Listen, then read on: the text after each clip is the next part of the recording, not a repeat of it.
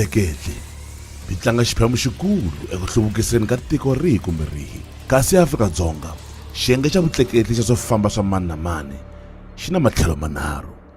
ku nga xiyenge xa switimele, kambe sweswi hi na xiyenge xintshwa xa Gautrain xikarhi ka Johannesburg, Tshwane na OR Tambo International Airport. Hi tlhela futhi hi va na vutleketli bya mabazi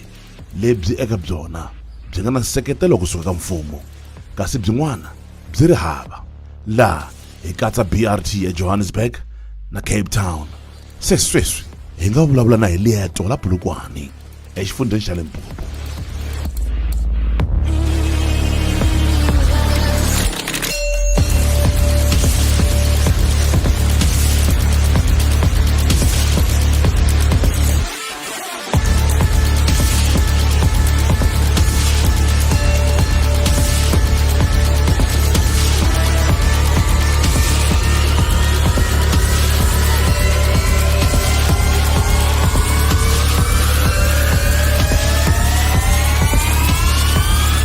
Tlhela futhi hi va na ku ndlandlamuka eka swibazana swo teka 16 wa vakhandziyi.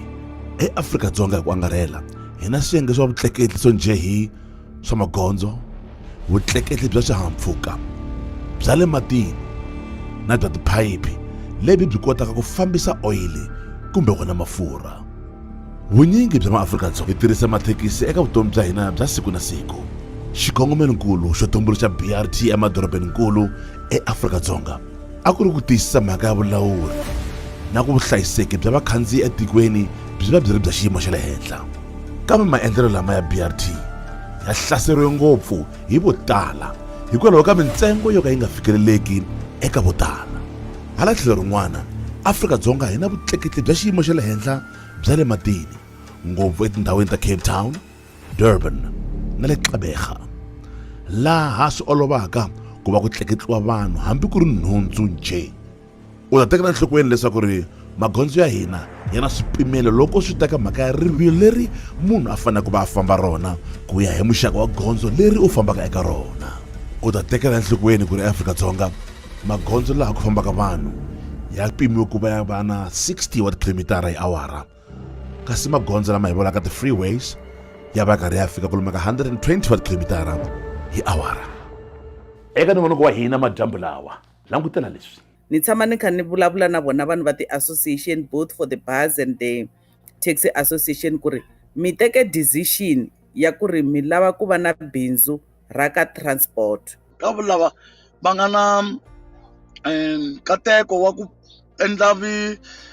nhluvukiso hi mimolo, va nga aki taxi rank ntsena ivi ni va nyika matimba hinkwawo ka vanhu va ti-taxi. No ehleketa ingaku hi nga va hi va nyike matimba mo tala ngopfu hi ku endla sweswo.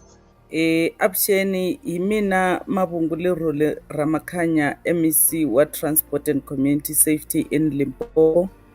Hi le ka mahetelelo a Transport Month ya hina laha hi kha hi burisana na ku promota safety in our public transport. Loko hi languta xiyimo xa transport system ya hina la a Limpopo hi kuma ku ri swa hambana hi ku ri hi tirha na vo mani. Ni nga vulavula hi timhaka ta titiraka leti hi ti kumaku endleleni. As Limpopo hi improve ti-way bridge ta hina ku endlela ku ri ku pfuneta titiraka loko ti kha ti famba endleleni for safety, also ku cheka ku ri vanhu va kona a va le ka ti-overload. Kambe na tibazi hi ve na program na vona leyi hi langutaka ku ri system ya vona loko va kha va famba swilo swa vona swi tshamiseke kahle hi ku ri this month ha yi languta ka timhaka ta public safety. Swiphiqo leswi hi swi kumaka etindleleni or loko hi kha hi vulavula hi transport in general swa hambana. Loko hi languta ka transport system ya hina, loko hi vulavula hi ti-taxi mi ta kuma ku ri ku na ti-role players tinharhu. Ku na local municipality leyi yi tirhaka na hina ka ku approve, ku va na hina as a department laha hi nyikaku ti-permit na ku emphasize ku ri ku va na compliance. Kambe ku va na van'wamabindzu va tithekisi hi voxe, vona va fanele ku make sure ku ri through the association va burisana nakona ti-line va pfumelelana ku tirha ka tona. Sweswo swi ta hunguta xiphiqo xin'wanyani lexi hi rhandzaka ku swi vita ku ri i ti-taxi violence.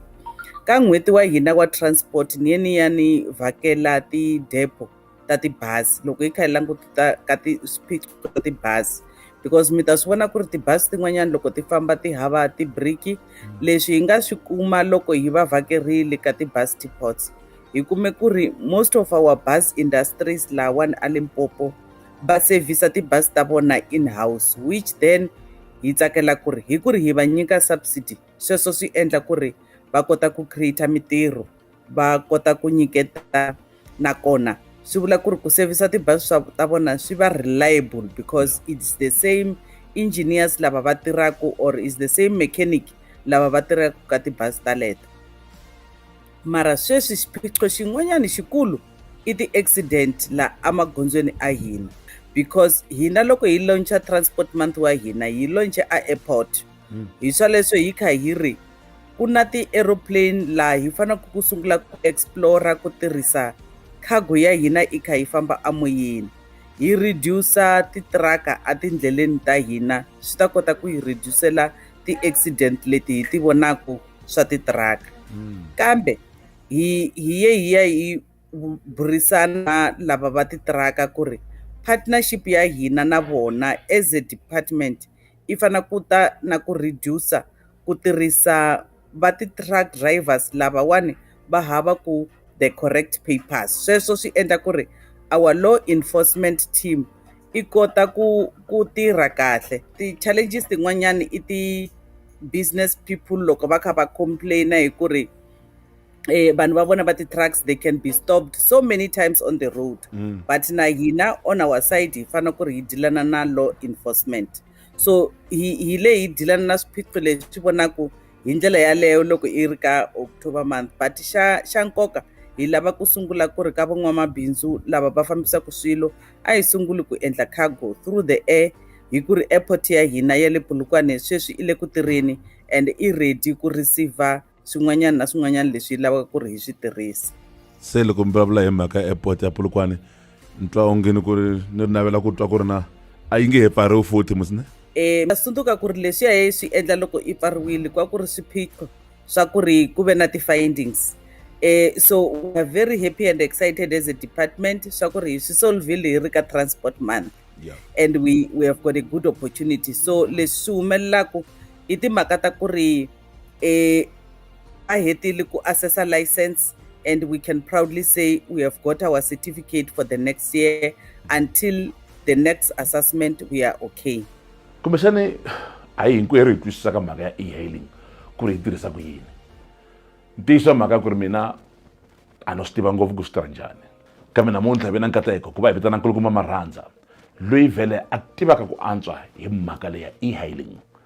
I munhu loyi a nga tirha swinene ngopfu, malembe yo tirha swinene ngopfu ka timhakeni ta swimovhana leswi swo landza vanhu lava nga kona hi ndlela yaleyo. Se nkarhi wo fikile Marhandza hi byeleni ku na kahlekahle swi tirhisa ku yini mhaka leyi e-hailing. Mina Vukeya Given Gezani ni n'wamabindzu lontsongo ka Uber na Bolt. Mintlhontlho leyi hi hlanganaka na yona i ku loko hi fika lomu timolweni ku na ku kokakokana ku lweriwa vanhu va faya timovha ta hina, va fostela leswaku ri hi kumeka hi kandziyisa vanhu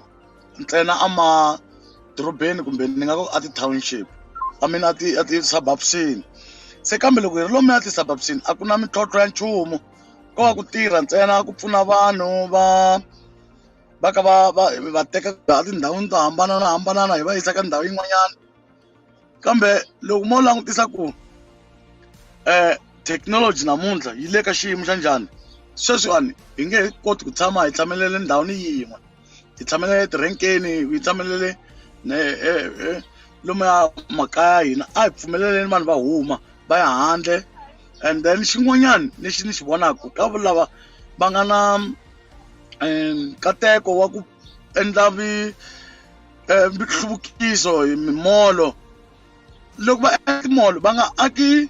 taxi rank ntsena ivi ni va nyika matimba hinkwawo ka vanhu va ti-taxi no ehleketa ingaku hi nga va hi va nyike matimba mo tala ngopfu hi ku endla sweswo lero a hi pfumeleleni ku ri vukorhokeri byi va kona a vanhwini vumundzuku lahawani byi tele ngopfu ni nga nyika xikombiso vanhu lava va nga tirhiku lava van'wani va tirhaku hi timovha ta vanhu van'wani va kumeka va ri na ku va hanya kahle va yisa vutomi bya vona kahle emahlweni ku fana na munhu loyi a tirhaka a pfuka ku mpundzu wun'wana na wun'wana ya ntirhweni a tlhela hola mali ya kahle a tlhela va na access ya ku va na swikweleti swa timovha swa ti-furniture na hinkwaswo so vumundzuku byi tele ngopfu lawani ka bindzu leri swi tele leswi kahlekahle swi nga langutana na mfumo loko swi ta ka swilo swo ku hambanahambana ku nga va ku ri timhaka ta madzolonga le mindyangwini hambi mhaka ya vutleketli kahlekahle vaakatiko ha langutile ku va hi pfuniwa kusuka ka byona vurhangeri byeru ni vula kusuka ka tlhelo ra mfumo kambe xivutisonkulu ku ri na kahlekahle i vutihlamuleri bya mani ku tiyisisa mhaka leswaku ri mhaka leyi ya vutleketli yi va yi tshamisekile minkarhi hinkwayo hi hina kumbe mfumo ke MEC ku endleka ha share that responsibility hina as mfumo hi fana ku make sure ku ri transport ya hina loko hi ri is public transport i safe ni veka maphorisa na matrafiki va cheka mara kambe n'wamabindzu loyi a ranaku swa transport na yena u na responsibility ya ku make sure ku ri transport ya yena is reliable and i serve vanhu hi leswi hi nga agree a ni ri permit leyi humesaku i ta vula route na ku ri i ta suka kwihi i ya kwihi kambe muakatiko na yena u na responsibility ya ku ri loko va endla ti-choices ta ku ri va lava ku tirhisa tireni va lava ku tirhisa bazi va lava ku tirhisa taxi na vona va va kha va teka responsibility ya ku ri leswi va swi tirhisaku va cheka ku ri naswona swi safe so i ka vunharhu bya hina laha hi fanele ku ri hi make sure ku ri all the transport systems they are okay remember hina as mfumo ntirho wa hina i ku make sure ku ri ku na compliance nakona munhu u na maphepha endleleni mara n'wamabindzu ni tshama ni kha ni vulavula na vona vanhu va ti-association both for the bus and the taxi association ku ri mi teke decision ya ku ri mi lava ku va na bindzu ra ka transport sweswi mi fanele ku ri mi comply na leswi swi lavekaku ka transport system ya hina ya tiko ku na mhaka leyi karataka swinene ngopfu ku nga mhaka madzolonga ya le mathekisini a na ntiyiso ngopfu ku ri na kahlekahle mhaka leyi ku nga va ku ri mhaka leyi hluphaka hina tanihi Afrika-Dzonga ntsena kumbe yi karata misava hinkwayo ke loko swi ri tano kahlekahle hi swihi swi kona kumbexani leswi mfumo werhu vurhangeri byeru byi nga endlaka xan'wanchumu hi swona ke eku hunguteni ka mhaka leyiwani ya madzolonga na ku dlayana loku nga kona emathekisini na ni lava ku vula swona ku ri beside ku pfula ka airport hi lava ku khensa vamabindzu va hina va ti-taxi ma swi vona ku ri they are very very much reduced a hi timhaka ta ku ri a swi kona va le ku zameni mara lexi ni lavaka ku va khensa ka xona hi ku ri loko hi va kombela hi tshama hansi hi burisana va ta hi tshama swin'we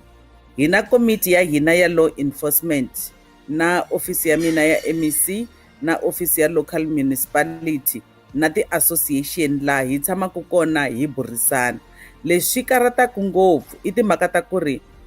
lava va nga havaku ti-operating license i vona va khosaku havoc loko va lava ku yiva tilayini ta vanhu lava va nga rejistara mabindzu a vona correctly so i kona laha mi twaku ku ri ku kha ku va na ku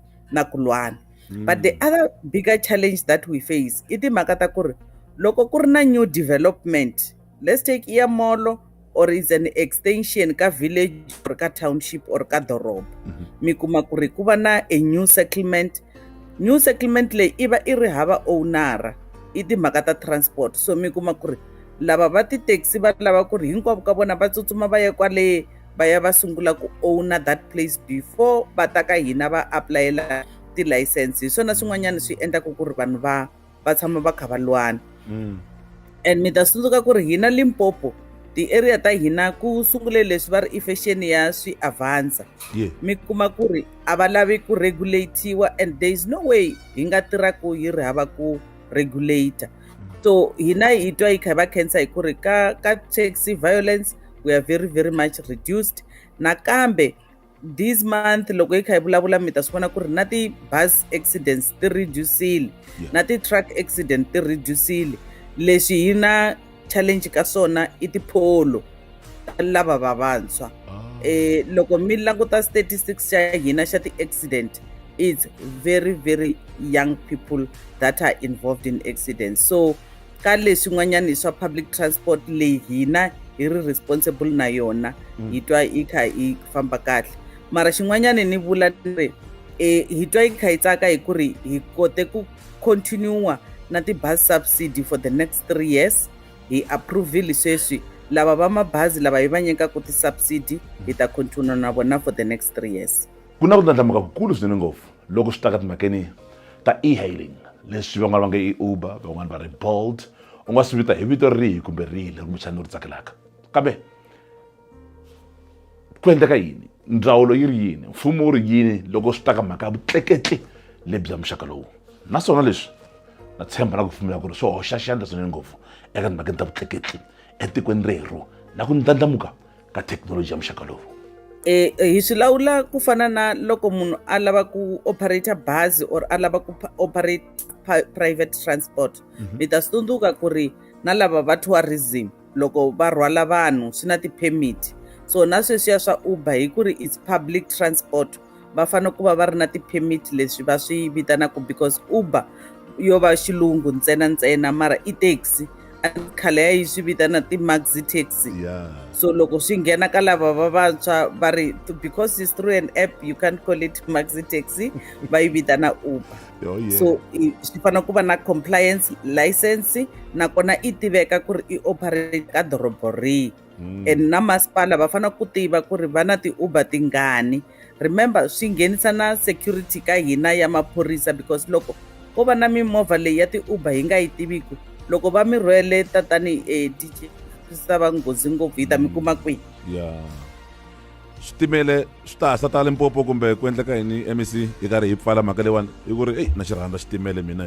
na swi lava ku ni nga famba hi xitimele kusuka Polokwane ni ya Cape Town kumbe ni ya Joni hi ndlela liyani, ma yi nghenelela mhaka leyi na ngo?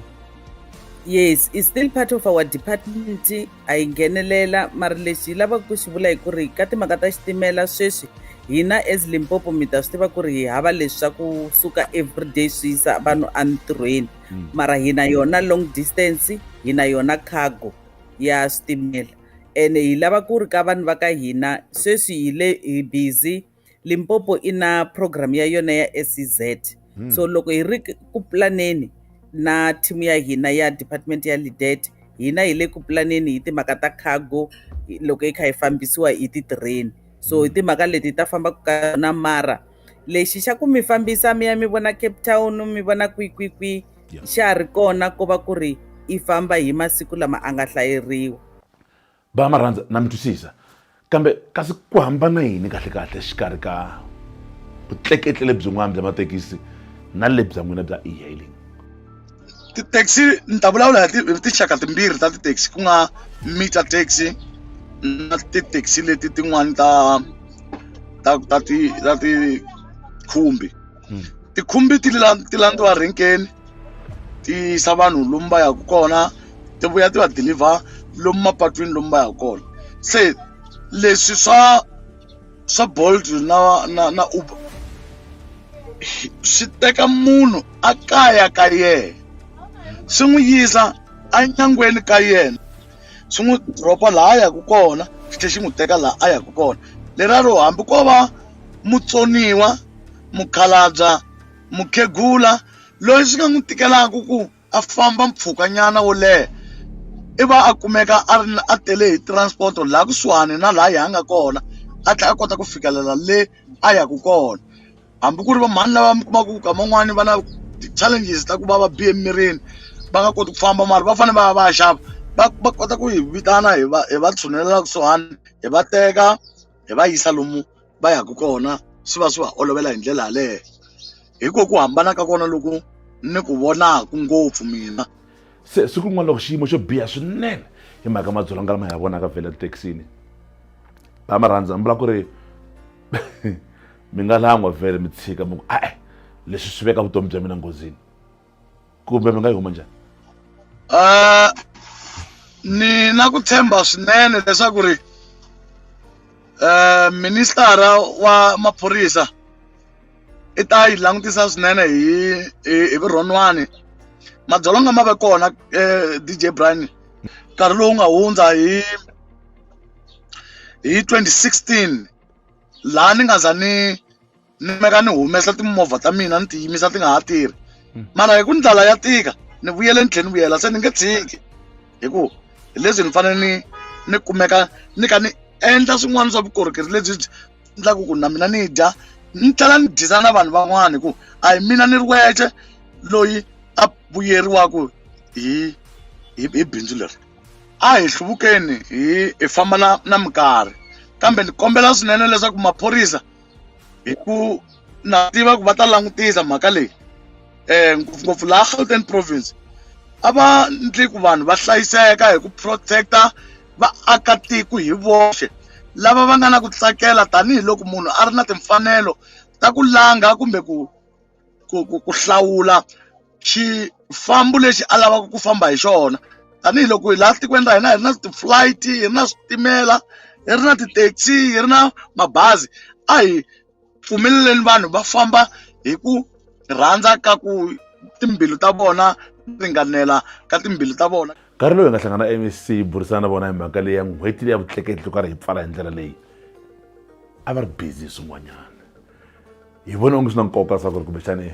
va vhela va hi hlevela kahle ku ri na a va ri busy yini loko hi va kuma eka siku leri ni kandziyisa mhaka leyi. A hi ri busy a Groblersdorp i bodara ya hina ya Limpopo na Botswana i kumeka a Lephalale. Ha hi kha hi launcha tool ya hina ya fatigue leyi hi tirhisaku cross border management. Hi launche tool ya hina leyi hi tirhisaku ku ri loko ti cross border truck drivers na ti bus drivers hi va cheka ku ri fatigue ya vona i ku fika kwihi, nakona hi kha hi lava ku regulator ku ri va fana ku wisa va nga fambi ntsena va nga wisi because swi causa ti-accident. Kambe ha hi kha hi launcha khamera ta hina ta le mapatwini, leyi khamera leyi i ta va i kha hi tirha ka ti-cross border towns ta hina. Loko hi mi ba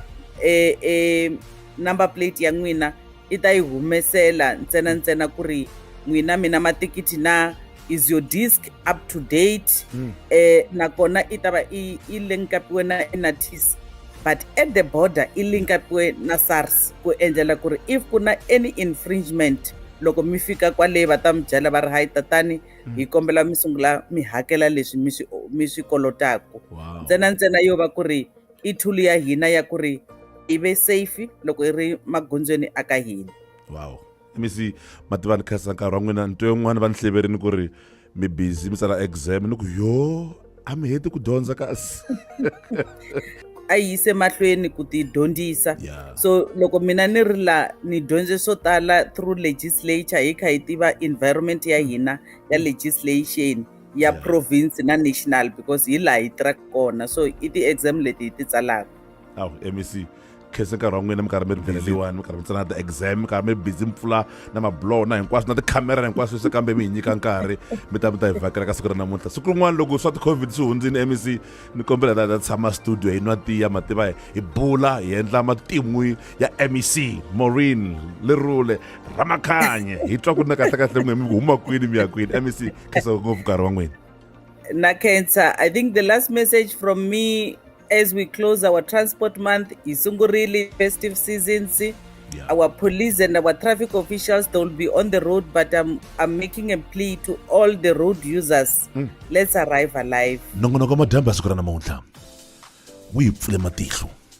eka ku languta mhaka ya ku ringaringanana na ku amukelana loko swi ta eka timhaka ta vutleketli eka swifambo swa mani na mani etikweni ra Afrika-Dzonga. Swi le rivaleni leswaku ka ha laveka mhaka ya ku twisisa kahle ku ri na kahle mhaka leya vutleketli hi fanele hi fambisa ku yini tanihi tiko. Leswi swi nga va sungula ku ri kumbexani hi fanele hi tlhelela ndzhaku hi languta mhaka ya milawu leyi fambisaka timhaka ta vutleketli etikweni rero. Lava va nga se va ri ka bindzu leri ra swa vutleketli kumbexani va fanele va va na mbilu yo kota ku pfuleka yi tlhela futhi yi amukela maendlelo mantshwa lama tisaka ku cinca eka timhakeni ta vutleketli eAfrika-Dzonga. Leswi swi nga vula leswaku loko ku tumbuluka maendlelo mantshwa hikwalaho ka ku ndlandlamuka ka thekinoloji, pfuleka ni timbilu, mi swi twisisa ku nga ri madzolonga. A hi tsundzukeni mhaka yin'wana ku ri madzolonga le thekisini a yo helela kona ntsena le thekisini, kambe hi hetelela fika eka mindyangu le makaya. Ku dlayana loku a ku onhela n'wina thekisini ntsena, ku onhela na mindyangu leyi khumbekaka eka vanhu lava vutomi bya vona byi lahlekaka. Gondzo leri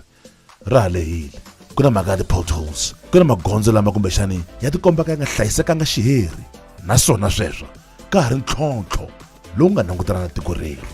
Ntiyiso wa mhaka i ku swo famba swa mani na mani hi swona xivindzi xa ikhonomi yeru. Ni kombela ku teka nkarhi lowu ni khensa vuendzi bya hina madyambu lawa, MAC wa swa vutleketli exifundheni xa Limpopo, manana Mavungu Maureen Lerule Ramakhanya. Nkarhi wa n'wina hi wu tekela nhlokweni manana, hi tlhela futhi hi tekela nhlokweni kulukumba marhandza lava nga hi hlamusela kahle leswi va khumbaka le ka xiyenge xa vona xo swa vutleketli bya e-hailing. Ku tlula hinkwaswo leswi ni kombela ku teka nkarhi ni khensa wena muyingiseri u nga tinyika nkarhi ku va u languta documentary leyi eka swiyenge swa mabulu swa Munghana Lonene FM, na ku tlhela futhi u yingisela kona kwala emoyeni. Inkomu swinene ku va u tinyike nkarhi wo endla tano. Hi teka nkarhi lowu nakambe hi khensa mani loku nga ri Tati Ruth lava va nga hi nyika nkarhi ku leswaku hakunene hi mi tisela documentary leyi, na ku tlhela futhi hi pfala n'hweti leyi ya swa vutleketli eka lembe ra 2021. Hi ba mandla hi vuyelela tate. Kusuka ka mina Mnyamazi Ngqetshe Makhulonkonzo DJ Brian, ku kondza hi hlangana nakambe eka yin'wana documentary leyi nga ta va yi languta swin'wana eka nkarhi lowu taka. Ni ri peace, love and happiness. Handla ka swona hi hlangana mindzuku eka rin'wana kwa Phaphama 5 to 9.